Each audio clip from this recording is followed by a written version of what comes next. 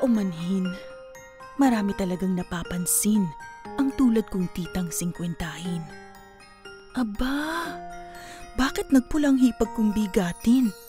Muntik pang matalbogan ng kesong nakahain. Ito namang genggeng kong pamangkin, mas makulay pang makeup sa ilaw na nakabitin. Pero teka, bakit nga ba nagmamaasing samantalang kay tamis ng simoy ng hangin? Noon, ako'y lumobo rin dahil laging may sangkap na lambing ang lutong pagkain. Noon ako'y baduy rin, pero mga payak na papuri hindi ipinagkait sa akin. Sa gulang kong 50, ang dali at ang bilis limutin ng mga kapwa ko babae sumusubok lang din na magningning.